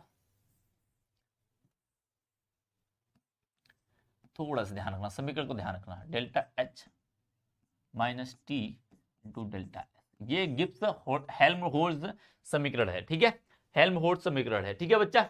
हाँ, सब्जेक्टिव ही क्वेश्चन पूछता है, सब्जेक्टिव पूछता है, ध्यान रखना, सॉरी सब्जेक्टिव ना ऑब्जेक्टिव पूछता है, सॉरी ऑब्जेक्टिव पूछता है, केवल ऑब्जेक्टिव, ठीक है। अभी आपने कहा अधिशोषण के लिए, फॉर अधिशोषण, अधिशोषण आपने एड्जॉर्प्शन के लिए अभी बोला है डेल्टा एच की वैल्यू क्या होनी चाहिए, निगेटिव होनी चाहिए, डेल्टा एस की वैल्यू क्या होनी चाहिए, निगेटिव होनी चाहिए, यही बात बोली है। तो अब डेल्टा जी की वैल्यू क्या होगी, जीरो होनी चाहिए साम्यावस्था के लिए। फिर जीरो क्या हो सकती है इसकी वैल्यू, वो साम्यावस्था वो जीरो हो जाएगी, साम्यावस्था ये वो अलग बात है, क्या होगी हम बात करते हैं उनकी। अभी इनको आधार पर देखा जाए, यदि मैं इसको डेल्टा जी वैल्यू यहां पर रखूं, एक बात बताओ, ये ऋणात्मक, ये निगेटिव, माइनस क्या हो जाएगा, टी इंटू क्या हो जाएगा, निगेटिव हो जाएगा, यही होगा, यही होगा। Negative minus minus minus minus क्या हो जाएगा, प्लस हो जाएगा। इसका मतलब ये निगेटिव हो जाएगा और ये क्या हो जाएगा, टी इंटू डेल्टा एस क्या हो जाएंगे, पॉजिटिव हो जाएंगे। ये पूरे पूरे वैल्यू, मतलब ये पूरा पूरा वैल्यू जो है हमारा, ये धनात्मक हो जाएगा। ये पूरा धनात्मक होगा कब, जब इनको मल्टीप्लाई कर देंगे रख के उठा के, तब, ठीक है, मल्टीप्लाई कर देंगे रख के, क्योंकि ये वैल्यू तो अभी कहा अपने माइनस है, तो माइनस जैसे माइनस और प्लस का गुणा करोगे क्या हो जाएगा, माइनस, ये प्लस हो जाएगा। यानी वही बोल रहा है, यदि ये अधिक धनात्मक है, ये वैल्यू क्या हो जाए, कम धनात्मक है, कम धनात्मक, कम धनात्मक है, और ये अधिक अधिक ऋणात्मक है। बताइए, ये अधिक ऋणात्मक है और ये कम धनात्मक है, तो क्या वैल्यू आएगी, डेल्टा जी की वैल्यू क्या होनी चाहिए, डेल्टा जी की वैल्यू क्या होनी चाहिए, ऋणात्मक आएगा। इस समय ऋणात्मक आएगा, आएगा कि नहीं भाई, इस कंडीशन में ऋणात्मक आएगा। अब ध्यान रखना, यदि ये क्या हो जाए बच्चा, ये अधिक ऋणात्मक, कम ऋणात्मक हो जाए, कम ऋणात्मक, ये कम ऋणात्मक हो जाए, और ये क्या हो जाए, अधिक ऋणात्मक, अधिक अधिक धनात्मक हो जाए, अधिक धनात्मक, पूरी की पूरी वैल्यू की बात कर रहा हूं, पूरी वैल्यू धनात्मक, तो क्या हो जाएगा, डेल्टा जी की वैल्यू उस कंडीशन में, इस कंडीशन में डेल्टा जी की वैल्यू क्या आनी चाहिए, डेल्टा जी की वैल्यू क्या आनी चाहिए बच्चा, पॉजिटिव आएगी। क्या आएगी, पॉजिटिव आएगी। बात समझ गए, इतनी बात समझ गए। इस कंडीशन में ये पॉजिटिव आएगी जब धनात्मक अधिक होगा। धनात्मक का मतलब पूरा ये वैल्यू, पूरी वैल्यू की बात कर रहा है, क्योंकि ये माइनस है, डेल्टा एस की वैल्यू माइनस है, माइनस और माइनस गुणा करके प्लस बनने वाला है, ये प्लस बनने वाला है, तो ये प्लस की बात कर रहा हूं, पूरे की वैल्यू की बात कर रहा हूं मैं, पूरे वैल्यू की बात कर रहा हूं, ठीक है। नहीं बच्चा, कोई परसेंटेज से लेना देना नहीं है सीवीटी में, किसी का कितना भी परसेंटेज है, सीवीटी ये नहीं कहता कि आपका 50 है, कि आपका 80 है, कि 90 है, उससे कोई लेना देना सीवीटी का नहीं है। बस सीवीटी का ये लेना देना है कि आपने एग्जाम को क्वालिफाई किया है या नहीं किया है, बस सीवीटी यही बात कहती है, और सीवीटी इसके अलावा कुछ भी नहीं कहती आपसे, ठीक है। इतनी डोंट वरी, इससे कोई हेजिटेशन लेने की बात नहीं है, कोई पैनिक होने की जरूरत नहीं है, ये सिंपल सी बात है, ठीक है। इतनी बात सबको क्लियर है, ये बात क्लियर है कि नहीं भाई, ये बात क्लियर है। गिब्स हेल्महोल्ट्ज कहते हैं इसको, ये वाला गिब्स हेल्महोल्ट्ज, होल्ट्ज कहते हैं, ठीक है। होल्ट्ज समीकरण है जिसे हम कहते हैं delta G equal to delta H minus delta T into delta S होता है, ठीक है। इतनी बात सबको क्लियर हो गई, इतनी बात सबको क्लियर है बच्चा, एक बार बोल दो समीकरण। ये आज का टॉपिक खत्म हुआ, आज का टॉपिक खत्म हुआ। आई होप मजेदार रहा होगा, है ना, आई होप मजेदार रहा होगा। तो आज की टॉपिक खत्म करते हैं यहाँ पर, खाते पीते सोते हैं, मजा लेते हैं, फिर से क्लास अपना शुरू कर देंगे जो चलना है, ठीक है। एक बात क्लियर कर दो, सबको समझ आ गया कि नहीं समझ आ गया सारी बातें, ठीक है। और इधर उधर की बातें रहे जो वो मुझे बता दिया करिए, ठीक है। एक बार फिर से, और कोई, कुछ नहीं करना बच्चा, ध्यान रख, ध्यान रख, यदि ये वैल्यू पॉजिटिव ज्यादा है, ये कम धनात्मक है और ये अधिक ऋणात्मक है। अरे भाई ऋणात्मक, ज्यादा ऋणात्मक से, जैसे मैंने 3 रख दिया, जैसे एग्जांपल समझ, 3 माइनस कर दिया प्लस 2 कर दिया, यानी धनात्मक वैल्यू कम है और ऋणात्मक वैल्यू क्या है, ज्यादा है, तो पक्की बात है वैल्यू क्या आएगी, -1 आएगी, यानी ऋणात्मक ही आएगी। यहां पे समझ, यानी धनात्मक ज्यादा होना चाहिए, ऋणात्मक कम होना चाहिए। इसका मतलब मैं क्या कर दूं, 3 प्लस कर दूं, 3 प्लस -2 कर दूं, तो वैल्यू क्या आएगी, +1 आएगी। क्या आएगी, +1, यानी कि ये धनात्मक आएगा। ये क्या आएगा, धनात्मक आएगा वैल्यू। कब, जब हमारा धनात्मक वाला ज्यादा होगा, ऋणात्मक वाला कम होगा। ठीक है,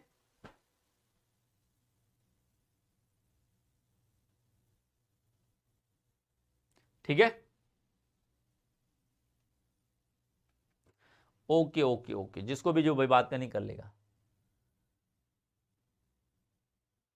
अरे कहाँ बोले हेमंत शर्मा, तू सीबीटी की तैयारी कर यार, सीबीटी की तैयारी कर ले भाई।